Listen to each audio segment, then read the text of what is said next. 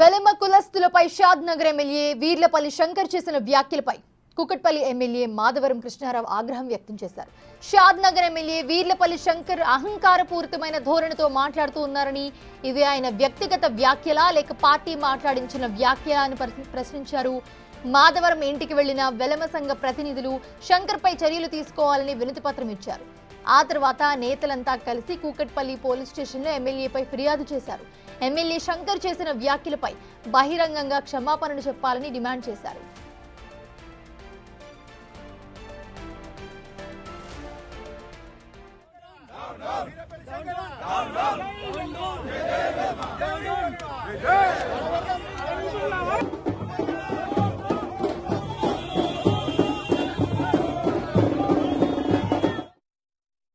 కులాల మధ్యలో కులాలకు పెట్టి ఈ రకమైనటువంటి మాటలు మాట్లాడుతూ ఉంటే కాంగ్రెస్ పార్టీ కూడా స్పందించలేదు.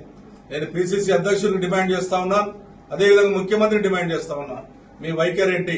మీ పార్టీ వైఖరా లేకపోతే ఆయన వ్యక్తిగతంగా వైఖరా? మీరు ఆలోచించే చెప్పాలి. లేని పక్షంలో రేపొద్దున ఏదన్నా జరిగితే మరి ఏం జరిగినా బాధ్యత గవర్నమెంటే బాధ్యత వహించాలి. అందులో ఉన్నటువంటి కాంగ్రెస్ పార్టీలో ఉన్నటువంటి వెలమ సంబంధించినటువంటి శాసనసభ్యులు ఉన్నారు. మీరు ఆలోచన చేసుకోండి. వీళ్ళన్న మాటలు మీరు ఉంటారా?